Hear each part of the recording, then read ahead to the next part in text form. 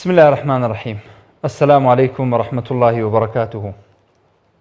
ئەم کاتەوە مکاتێکتان باش بینەران و خۆشەویستانی کەناڵی ئاسمانی پەیام و بەرنامەی دوانگەی خەڵک. داواکارم لە خوای پەروەردگار لە هەموو نەخۆشی و ناخۆشی و دەرد و بەڵاو موسیبەتێک ئێوە و ئێمەش وە دوورکە ئینشاءالله. پێشەکی سپاسی بێپایانم بۆ ئێوەی عزیز و خۆشەویست بۆ بەشداریکردنتان لە بەرنامەی دوانگەی خەڵک بە هەر شێوازێک بێ بە پەیوەندی تەلەفۆنی یاخۆ نووسینی کۆمنت و پەیوەندیکردن بە تۆڕی کۆمەڵایەتی فەیسبوک و ئینستاگرامی کەناڵی ئاسمانی پەیام. هەروەها سوپاسی ئەوستافە خۆشەویستاکەم کە لە بەڕێوەچوونی بەرنامەکە ماندووە بن. خۆشەویستان و بەڕێزان، بۆ زانیاریتان تەوەری ئەڵقەی ئەم جارەی بەرنامەی دوانگەی خەڵک کراوەیە. ئێمە ماوە تەوەر کراواکەین بۆی هەر کەسە و بەدڵی خۆی بتوانێت گزارش لە ناخی خۆی بکات، لەو قسانە بکات کە هەیەی و دەیەوێ بە کەسێکی بگەێنێ ڕەنگە خۆی نەتوانێت پێی بگا، بەڵکو لە ڕێی تەلەڤیزیۆنی کەناڵی ئاسمانی پەیامەوە بتوانێت ئەو قسانە بگەێنێتە کاربەدەستانی ئەم حکوومەت و ئەم هەرێمە. جا بابەتەکانمان کۆمەڵایەتی بێ یاخود سیاسی بێ، ئابووری بێ، هەر بابەتێک بێ پەیوەندی بە هەر سێکتەرێکی ژیانەوە هەبێ، گرنگ ئەوەیە ئێوە بەبێتە شیر بەبێ ناوزڕاندن بە ئازادانە ڕای خۆتان بگێنن. ئێمەش ئەم سەکۆیەمان ئازاد کردو بۆ ئێوەی عزیز و خۆشەویست بۆی لە ڕێگەی ئەم سەکۆیەوە کە سەکۆی بەرنامەی دوانگەی خەڵکە بتوانن گزارش لە داواکانی خۆتان بکەن. وەکو ئاماژەمان پێکرد تەوەری ئەڵقا کراوەیە. لە ڕێگەی ژمارە تەلەفۆنانەی لەسەر شاشەی کەناڵی ئاسمانی پەیام هەیە، توانن پەیوەندی بکەن و بەرنامەکە زیاتر دەوڵەمەند بکەن.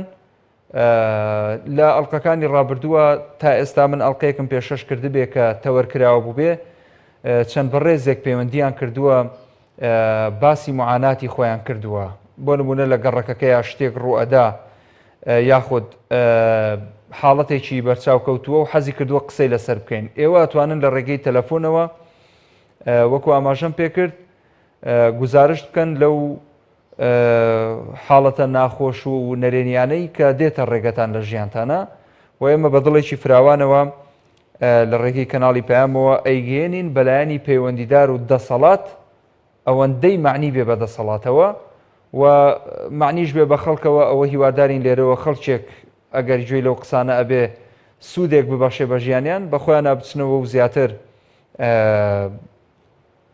زیاتر تەتەور بە ژیانی خۆیان و بەرەو پێشچوون بە ژیانی خۆیان بدەن، بۆ ئەوەی ئەو حاڵەتە نەخوازرا و نەرێنی و سەلبیانە لەناو کۆمەڵگەدا بنەبڕ بکرێت و نەمێنێ. لەو حاڵەتانە بەڕاستی ئەوەی کە بەرچاو ئەکەوێت لێرە و لەوێ هەندێک جار ئەبینین بۆ نمونە زیادەڕەوی لە بەکارهێنانی کارەبا ئەکرێ یاخود ئاو ئەکرێ. ئەبینین مەسەلەن ئاو لە گەڕێکێکە 2 ڕۆژ 3 ڕۆژ جارێ دێتەوە، بەڵام هاوڵاتیان زۆر بە نابەرپرسانە مامەڵە لەگەڵ ئەو ئاواکەن بەردرگای پێشۆن، سیارەی پێشۆن لە بەردرگا کۆمەڵشتی پێکەن کە ئەمە بەڕاستی جێگەی قبوڵ نییە.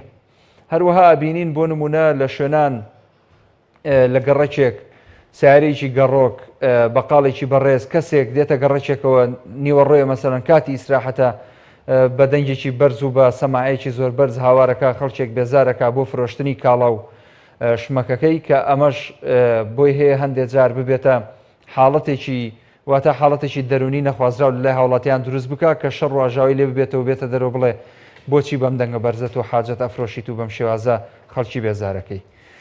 ئەگەڕێمەوە بۆ کایە سیاسی و ئابوووریەکەی هەرێمی کوردستان کە نەبوونی مەعاش وا بەرەبەرە بەرەو جەژنی قوربان ئەڕۆین.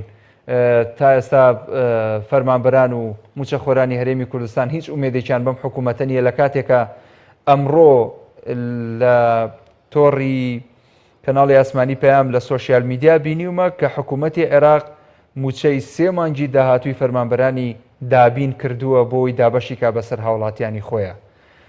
لێرە پرسین ئایا حکوومەتی هەرێمی کوردستان هیچ ڕێکارێکی گرتووەتە بەر بۆی موچە دابەش بکات بەسەر هاوڵاتیان و موچەخۆرانیا یا خودنا؟ ئەپرسین باج و داهاتی ناوخۆ و بردنە دەرەوەی نەوت بۆ کوێ ئەڕوا؟ ئەم پارانە بەرەو کوێ ئەچن؟ کێ لی بەرپرسیارە؟ ئەمانە هەمووی پرسیارن. بەڕاستی یەکەم پەیوەندی وەرەگرم. عائیشە خان لە سلێمانی. فەرموودە عائیشە.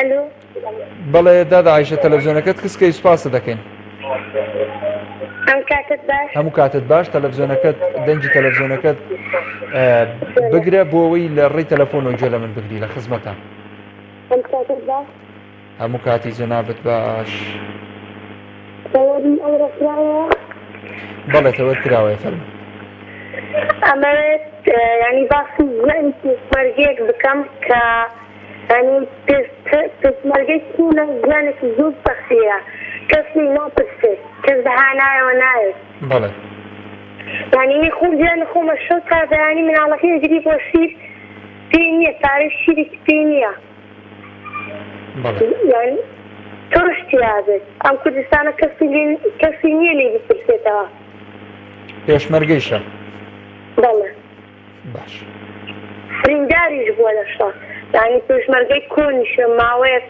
هەم چەندی ساڵە پێشمەرگەیە من خۆشتیرم بۆ کڕێ خۆم دابی بۆ کڕم زۆر ینی کەمکارن ئەم حکومەتە بەڵێ دەست خۆش دادا عایشە سپاس بۆ پەیوەندەکەت خی گەورە ڕەحم بە حاڵی ئەو برا پێشمەرگەی بکە ئینشاءالله بەردەوامی لەگەڵتان خۆشەویستان وەکو ئاماژەمان پێکرد تەوەرکراوەیە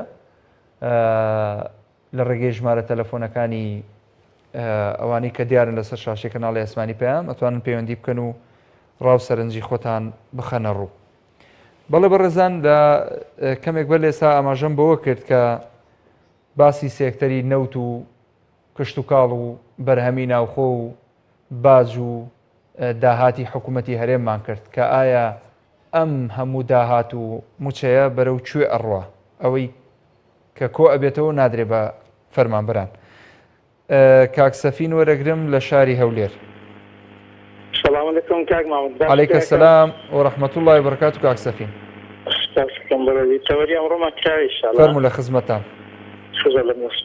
بەڕێز مەڵایم باسی کەم معنی باسی کام گەندەلی عقد بکەم لە چێو دەسێکەم بەڵێ تۆ لە مانجی حەفدای موسە وەرگرتیا تانی نازانم باسی کام گەندەلی بکەی باس لە چێو دەسێکەی بەران من بەڕاستیم لە گەرزم لە هەموو حیزبولیانەکان بۆ پۆسۆنی شەوانی بێتە ساڵاتی ئۆپۆزیسیۆن بەڕاستی وای تێ خەرچی شان تشتنۆک بێ خەرج نێتە سەر شەقام خەرج نەوێن داوای ماف خۆی بکاتن ئۆپۆزیسیۆن وەکو پێویست نییە ئۆپۆزیسیۆن بەڕاستی یعنی جورئەت ناکە ناوێت نازانم معنی ئۆپۆزیسیۆن هەندێک جاران لەگەڵ حکومەتیشدایە بۆ نمونە چەند ڕۆژێک بەر لە ئێستا یعنی مافیزی بابرین دۆشێ گۆڕدرا ئۆپۆزیسیۆن بەنج پێدا ئەخەم چاوەڕێسی ئۆپۆزیسیۆنیش بکەم چاوەڕێتی کە معنی وەڵای ئۆپۆزیسیۆن پێش نەکرێت ئەم ناتوانم کەسە پشتێک نەبێت ناتوانم پێشکەوم ئەگەر پشتەکەم نەبێتن بەڵێ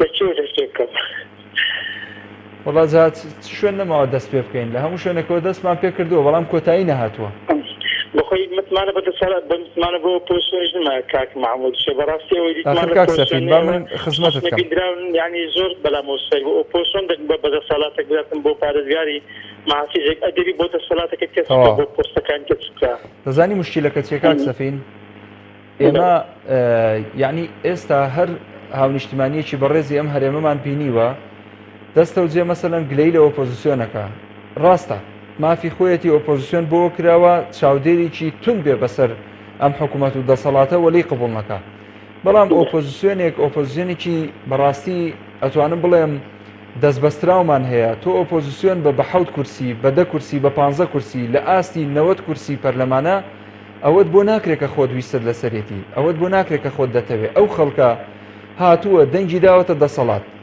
حزبێک لایەنێک 45 کورسی هەیە 11شی لەولا هەیە یعنی ئەمە 56 کورسی تۆ بە 7 کورسی دەتوانی ڕوبەڕووی 56 کورسی ببیتەوە یعنی بۆ نمونە ئەو دێ ئۆپۆزیسیۆنی تۆ کاکسۆران عومەرە مەسەلەن ئێدێ بەرامبەر کاکسۆران عومەر 56 پەرلەمانتار کۆ ئەکاتەوە متمانەی لێ سێنێتەوە دوزار دەبێت تۆ بە 7 کورسیەوە شەڕی بۆ بکەیت ئێ ناکرێت خۆی ئاسمکەی بامان لای بینم پێی نایە هەتا سەلام بەدەستا بە نابینم کۆمەڵ ئەگەر بکاتن ئۆپۆزیسیۆنە بەزم پێم سەری کۆمەڵ بۆ بێدەنگا یعنی بەڕاستی توێرم کۆمەڵ ئەگەر بکە نەوەی نەوەی نوێ و یەکگرتو و نازام گۆڕان ئەوانە نییە نامێنەوەنیان بینم بەسکەلا یا دێنم بارەوەی لێک عاریدن ئەگەر بکە ئۆپۆزیسیۆنە ئەم بۆ بیرن دەبەر لە نازم شارك 2010 پاشکەوت موسى هەرجیرە حتا کۆمەڵ ینی گەپاغی شار بوو نازە پارچی شانە دەربێ ئۆپۆ ینی هەستا بەخۆ پیشاندانێک بەڕاستی پێم دەتوانێت بێت پاشکەوت لەو کاتی و هەرجیرە يعني كمل أجر كاتو توصل أجر عف كرسي شاب أنا قنعت ما أجر بكاتني بقد عفدا كرسية بقد عفدا كرسية أو تنسر اللي نايكن عزالم يعني والله خارج الصلاة قليل الصلاة نيكبو ركعتي بنران شو الصلاة شو زوجت خارج الصلاة يعني وين ما أقرن برامج بالصلاة راسي دبري هندي قليل بوسني يعني وندر قليل بوسني ده الصلاة راسي يعني نازل دوسي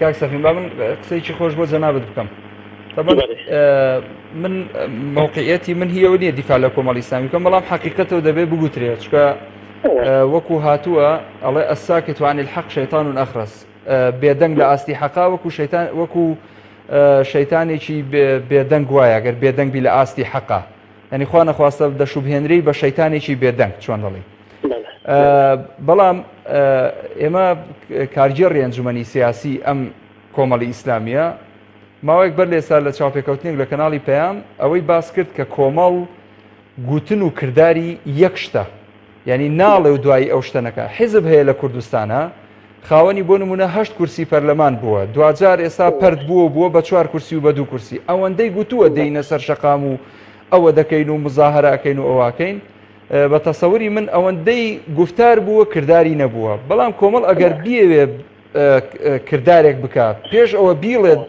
من ئەوە دەکەم بەڕاستی دەیکا بەڵام تا ئێستا خەڵک لەگەڵ واقعی ئەمڕۆیە ڕاهات و ئێستا موچە نییە وە نییە کاک سەفین من پرسیار لە جەنابەکەم موچە نییە بەڵام یەک موچە بدرێتەوە خەڵک هەموو بێدەنگە بن یەک موچەیان بدێ ئێستا خەڵک نەکەس دێتە سەر شەقام نەکەس مزاهرەت بۆکە نەکەس دەبەر خاتری تۆ خۆی پیا خراپەکە ئەوە واقعەکەی بەڕاست بابی نەربزانێت کە تۆ شارست پێدا ئەمیش هاوڕامە لەگەڵ قصيتو صدر والله يوم سبيك وبدري يعني اما خركك كفقيرك اما دي خوي بكشتم بدا براسي رحمتي خوالي قوم الشاي كمان هي نازم دو والله تنسيدا ان شاء الله خوالي ما بازك امين سپاس جانكم دەست خۆش کاک سەفین سپاس بۆ پەیوەندێکت سەربەرز بی انشاءالله دارا بەرزنجی وەرەگرم لە عربەت کاکە سەلام عەلەیکوم عەلەیکە سەلام کاک دارا باشی حەو برای باوکم خوای تەبارەکە وتەعالا ئێمەی وەکو میوان داناوە لەسەر ئەم هەرزە میوانیش دەبێ بە ئەدەبێ بەڵێ جێگەی واقعی ئەم خەڵکە حەزەکەم بە جۆم لێ بگری لێرە بۆ بینەران بۆ هاوڵاتیان بۆ هاونیشتیمانیان چی ناوەنی باش خۆرێکی ناوێکی هەیە ئەمە ئاسایش ئەمە پۆلیس ئەمە کەناس ئەمە من ئەمە تۆ بەڵام هەر هەمووی خوای گەورە پێ فەرمی عەبد ئێمە عەبدی خوای گەورەین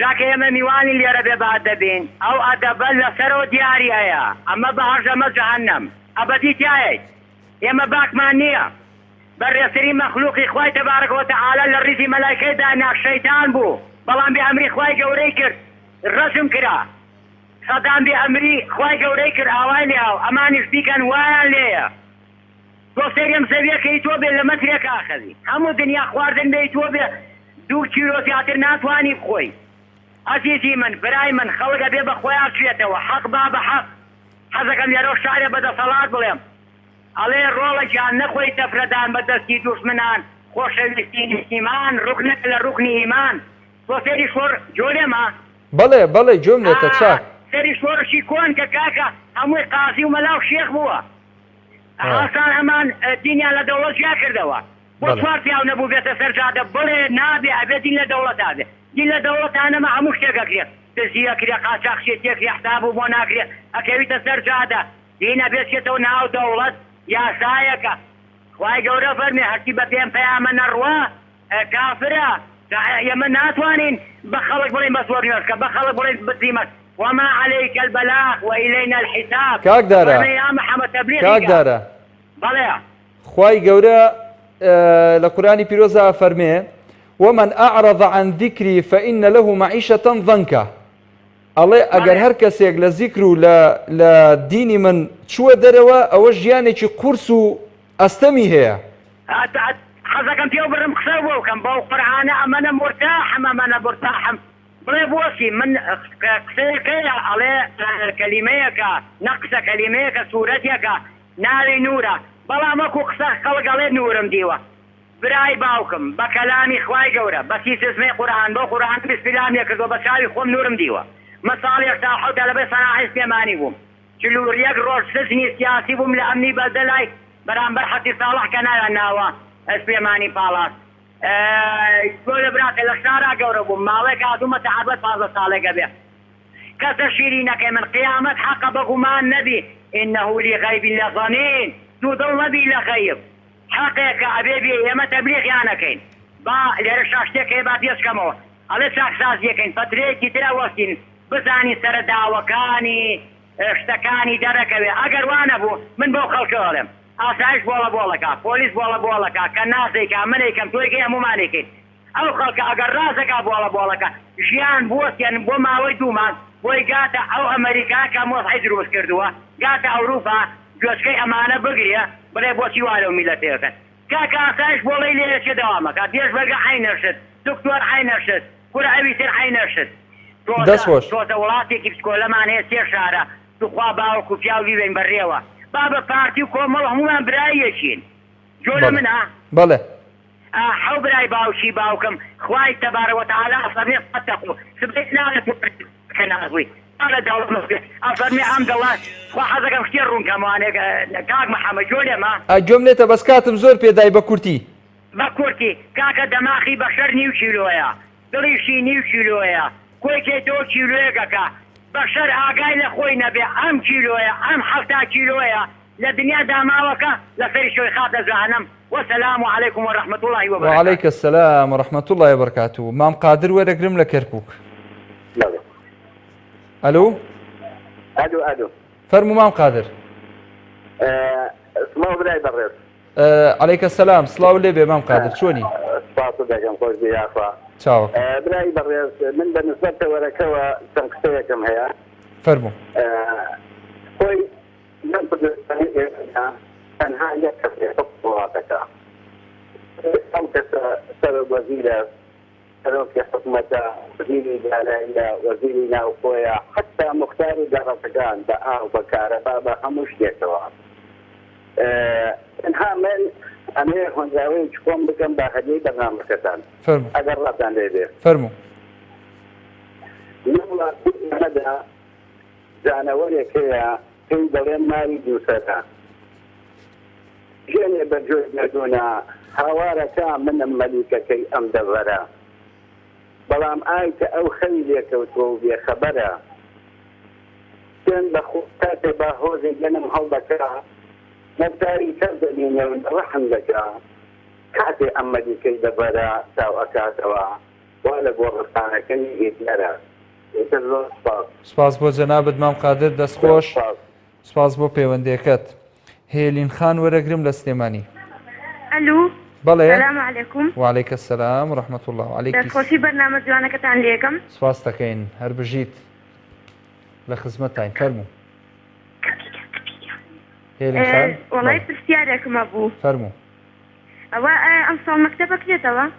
ئەم ساڵ بەڵێ وەڵاهی جارێ زووە بۆ بڕیاردان لەسەرکردنەوەی مەکتەب پێم وا بێ ئەو خەڵکەی کە بڵێن تایبەتمەندن بە بواری پەروەردەوانە لە داهاتووە حتمما قسەی لەسەر ئەکەن. باشە دەست خۆش بێ.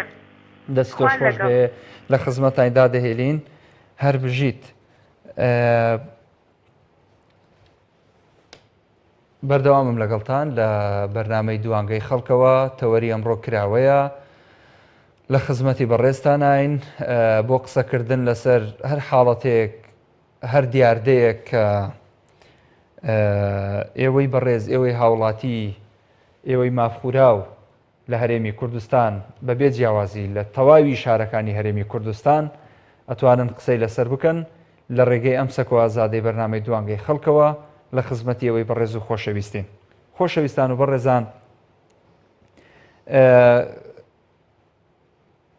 محەممەد وەرەگرم هاتم قسە بکەم بەڵام وتیان پەیوەندیە. محەممەد لە شاری هەولێر. کاک محەممەد. السلام عليكم. وعليكم السلام ورحمة الله وبركاته.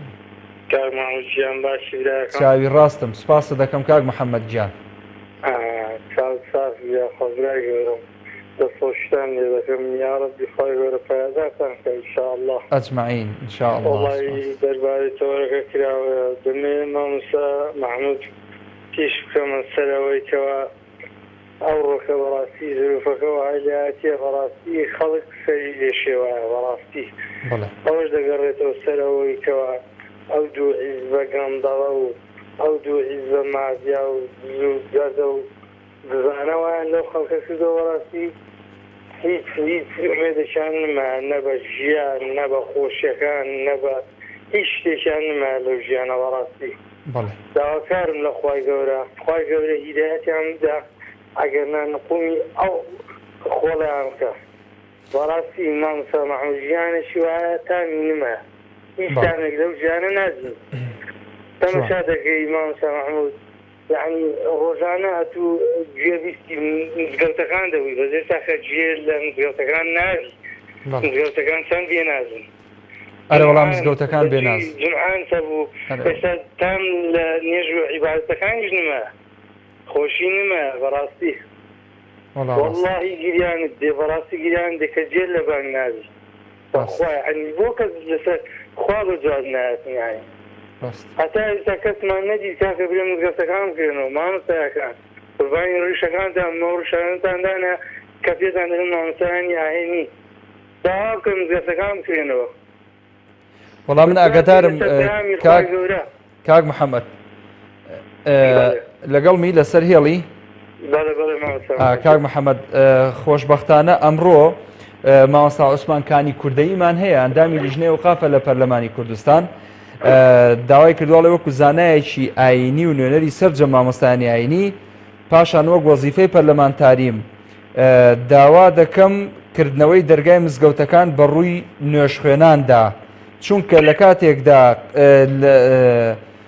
بەهۆی کەمبوونەوەی ڤایرۆسی کۆرۆناکردنەوەی زۆر لە بازاڕ و شوێنە گشتیەکان تەنانەتکردنەوەی فڕۆکەخانەکان بەڕووی هاوڵاتیان بۆ گەشت و سەفەرکردن داواکە مزگەوتەکان بکەنەوە ئەمەش بەڕاستی جێی دەستخۆشیە ئێمە هەموو ئەبێت داوا بکەین خۆشان لێ دەکەم کار مەحموود عەفوم بکەی بەڕاستی ئەوانە نادەتوان قوتەکان ئەو بەڕاستی بە چەند کەمینەیەکیش ناکرێت بە زەوانەی کە دیارن مامۆستا ڕێرەمانە ئەوانەیە بەس ئەوانەش کاکە لێیان ناگەڕن کە قسەکەن قسە دەکەن تۆمەتیان بۆ توش دەکەێت تاکە سەخت کە قسەی دەکرد بەڕاستی سۆرە عومەر بوو دەبا ئەمن و تو جەناب یعنی کۆخەکەکار بێنە سەردادە نێرین بەڕاستی نێرین دەستێژی بێتە سەر ئەندا پەرلەمانتانیشمان ئەوەشمان پێ ناکرێت بەڕاستی کەس بە جواب نەهێ لە سەریشیان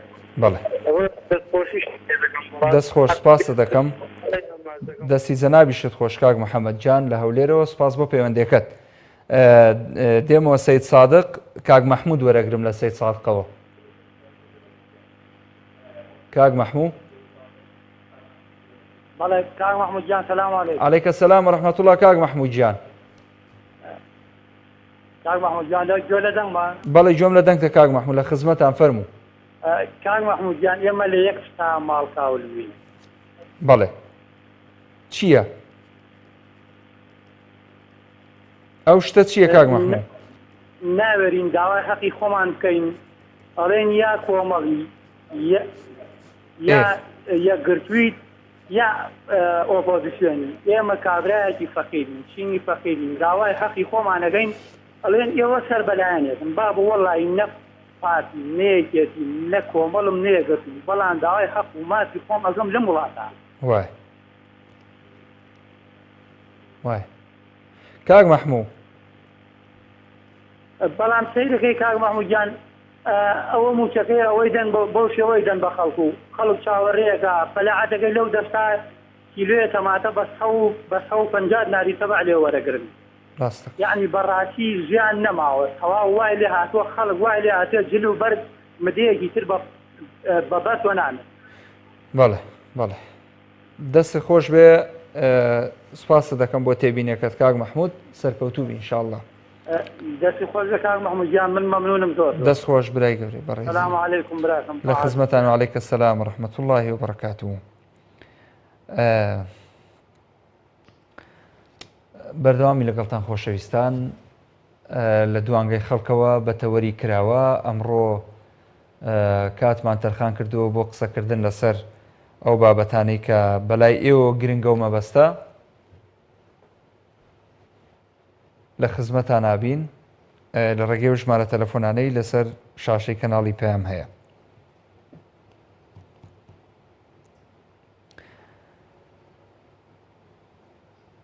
نازخان لە هەولێر. السلام عليكم. وعليكم السلام ورحمة الله وبركاته. سوني كاك محمودي برد. شلونی دادا ناز باشی؟ زۆر سپاس دەستخۆشی بەرنامەکەتان دەکەم یا خۆسەرکەوت و موفقن ئینشاءالله. سپاس دەکەم. خوای گەورە بەرەکەت بخاتە تەمەنت. من کچێکی بچکۆلانم هەیە ناوم ناوە ناز. یا خۆتە من درێژی کاک محمود. خوای گەورە لێتی نەسینی بۆ سبێڕی ئینشاءالله بەدەست باو گەورە بێت. سپاس دەکەم خوشی بەڕێزی فەرموو. حەک محمودی بەڕێز ئەمە تەوەرەکەت کراوەیە کات تەوەرەکەت کراوەیە من داوایەکم لێ بەڕێستان هەیە. فەرموو. هیوادارم لە وەزعە خۆسەی سەردەمی کۆڕۆنا و سەردەمی بێموتەی ئەوانە دڵمان تۆزێکانی ئاو بخواتەوە. زۆر حەز بە سروودی خوای بەناوت گەورەترین ناوە. بەڵێ. ئەگەر تۆ پێچیش بێت من سپاس دەکەم. سپاس دەکەم زۆر بەڕێزی دادەناز. وەڵا لە خزمەتت دام بەڵام باوەڕم پێ بکە یعنی بەرنامەکەم بە حکمی ئەوەی بەرنمەیە کە پەیوەندی بە کێشە و معاناتی خەڵکەوە هەیە.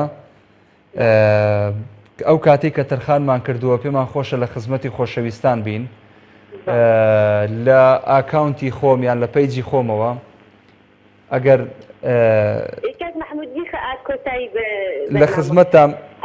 لە خزمەتام تۆ سەیری برای خۆت کە دادەناز بۆ ئەوەی گلەی نەکەی دوای بڵێ هەر ئەوەی نەکرد لە چەناڵەکانی یوتیوب هی خۆم هی کەناڵی پەیام لە زۆر شوێن هەیە و لە تۆڕی فەیسبووکی شەواتوانی ئەگەر نامەد نرد ئیشەڵا وەڵامت ئەدەم و لە خزمەت تا بم هەر بە زیندوێتی بۆت ئەڵێم بەسەر چاو لە خزمەتام زۆر بەڕێزی من ئینشاءڵڵا لە خزمەتت ئەبم سپاست ئەەکەم سەرکەوتوبی ئینشاءڵڵا خوای گەورە ساغ و سەلامەتتان کە. ئەیچێ فریشتە لە سلێمانی. السلام عليكم. سلام ورحمة الله وبركاته. دەستخۆشی بەرنامەکە لێکم لە خزمەتام دادە فریشتە گیان زۆر سپاس دەکەم.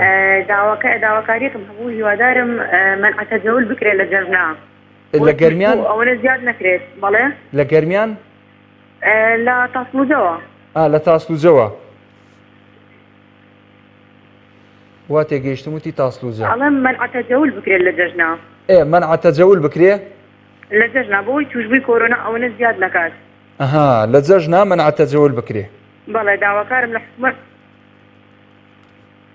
جوانە لە جەژنا منع تەجەول بکرێ. دەستت خۆش دادە فریشتە ماوە لەسەر هێڵ لە خزمەتان دادە فریشتە پەیامەکەت گەیشت ئینشاءڵڵا. زۆر سپاس بۆ جەنابیشت سەرکەوتوبی.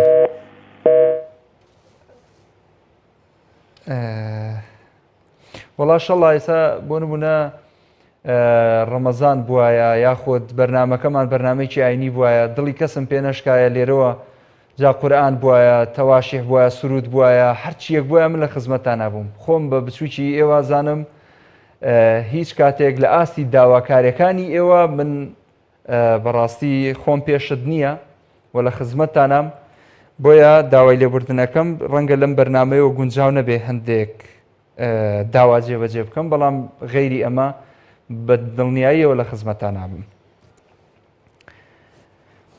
بەردەوامم لەگەڵتان خۆشەویستان لە دوانگەی خەڵکەوە کاک حەمەد ڕەشید وەرەگرم لە ژارەوە. مامۆستا محمودی بەڕێزە و کاتت باش. هەموو کاتت باش کاک حەمەد ڕەشید گیان. برای بەڕێزی دەستخۆشی لە خۆت و کەناڵەکەت و ستافەکەت دەکەم. لە خزمەتی جەنابتاین.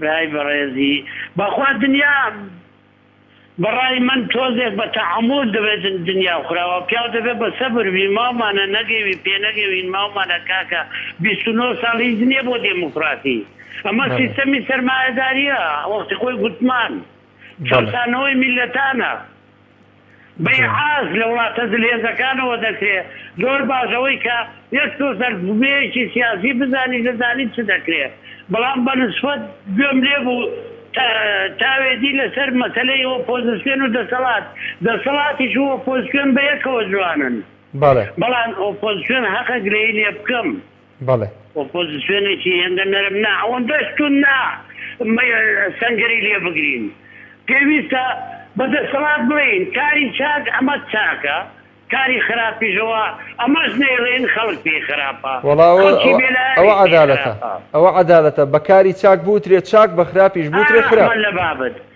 بەڵام ئۆپۆزیسیۆن حەقە وردەگرەی لێ بکەم بەڵێ زانی گلەیەکەسم چییە لێک دابراون جوانە بەڕای من ڕێزم بۆ جەناب و کەناڵەکەت و حیزبەکەس لە خزمەتت هەر کەسە و مەدحی ئیشی خۆی با نەکا پێم چاکە بەتەنێ هەر حیزبەکانیش لا کاکە سێ چوار حیزبی ئۆپۆزیسیۆن هەیە خەڵکی چەپ هەیە خەڵکی میانڕەو هەیە خەڵکی ئیسلامی هەیە تێگەیشتی خەڵکانی زیرەک هەیە ڕێکخراوی کۆمەڵی مەدەنی هەیە خەڵکی عالم هەیە خەڵکی باش هەیە پێویستە داوایان لێ بکەین وەکو ئۆپۆزیسیۆن خڕ بکرێتەوە باشە بە یەکەوە دەنگی دەڕوە ناکار کەسە و مەتحیشی خۆی بکە ڕاستە لە لای خوا ئەو کەسە بە ڕێزە کە تەقوای زۆرە بەڕای من جا نازانم من نەخوێندەوارەمەرەوەندەی بۆ دەچم زۆر تەواوە ئین ئەکرەمەکم عند الله ئەتقاکم چاکترینتان ئەوەیە کە لای خوا تەقوای بەرزە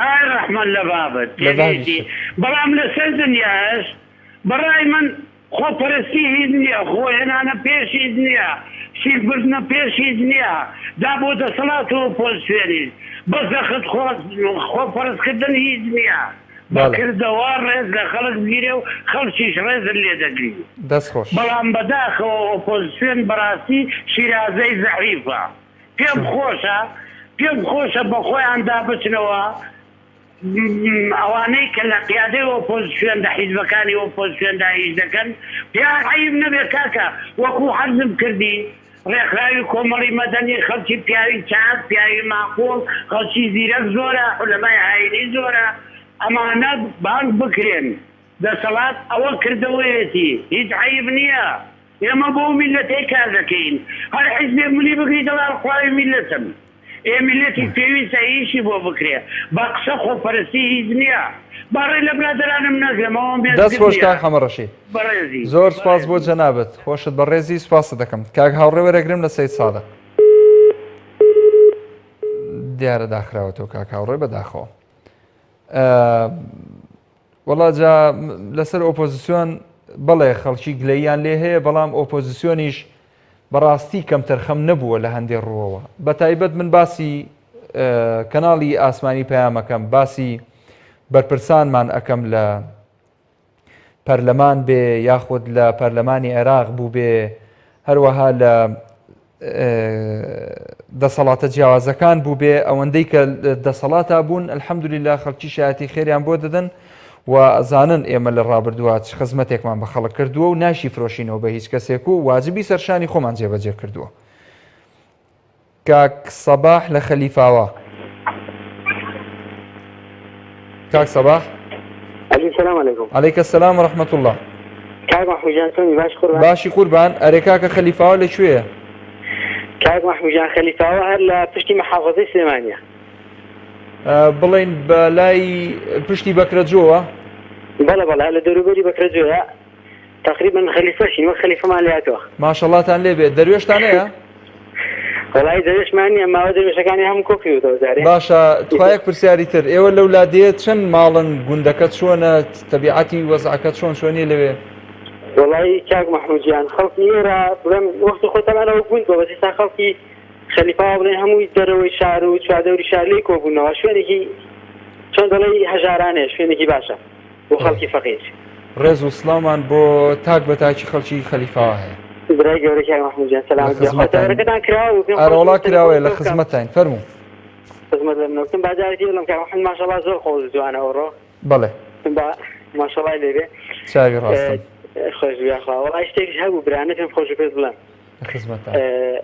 خزمەت لە منەوە ئەمە تەوان حیزبەکە کۆمەڵی ئیسلامی حیزبێکی ئیسلامی دیندارە. بەڵێ.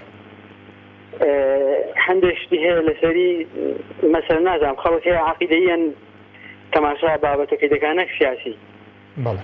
دوایی لەگرانەوەی لەسەر ناکەن ئەوەی کە من لەکنم پێبینیە لەکن زۆر خەڵکیش پێبینیە ئەوەیە مەسەلەن حیزبێکە بە تەواوی معنا پێوەری عەقیدەیی و دینداری لە کۆمەڵدا دەردەکەوێت بەڵام دەبینی کاتێک مەسەلەن حیزبێکی وەکی شێتی حیزبەکەی نوێ دەکاتەوە سەرۆک دادەنێ کۆمەڵی ئیسلامی لیژنەی پێک دێنێ ستاتێک پێک دێنێ دەچێت پیرۆزبایی لێ دەکات لە کاتێکدا ئەوان مێژویان دەستیان ڕەشە لە کوشتن و لە ناوردنی خەڵکی ئیسلامی بە ئێستاشەوە یعنی هەم بە بەرنامەی سیاسیانە هەم بە بەرنامەی ئەسکەریانەوە لە هەموو ڕێکیانەوە لە کۆمەڵک ڕووی کەوا من دەڵێم ئەگەر سیاسەتەکە تەبان دەبێت لە پێناوی ئامانجەکە ئامانج خوا بێت یعنی بۆ خوابوون بێ مادام بۆ خوابوونیشە دەبێت پێوەرەکانیش هەر پێوەری خوای بن یان مەسەلەن ئێستاوەی کاک شێخ نارۆ خەڵک سوزەی بۆ دەبات یعنی دەستی ماز دەکەن لاقی ماز دەکەن ئەو جا سەزەی بۆ دەبن کە سەزدە بەس بەخوا دەبرێ سێدەکە یعنی هەم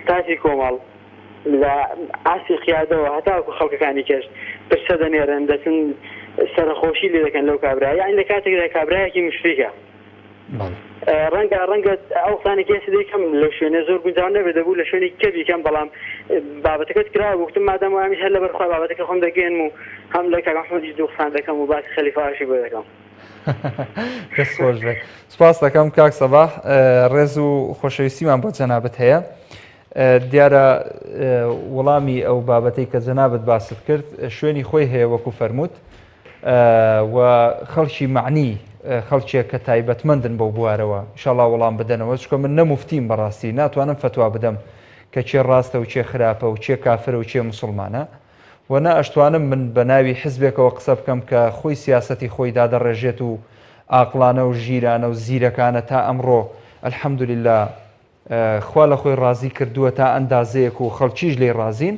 بۆیە موقعیەتی من هی ئەوە نییە وەڵامی ئەو بابەتەی جەنابەت بدەمەوە و ئینشاڵڵا لە کاتی خۆیان وەڵامەکەی وەرەگری لە خزمەتای ئەگەر پەیوەندی نەما بێ من کۆتایی بە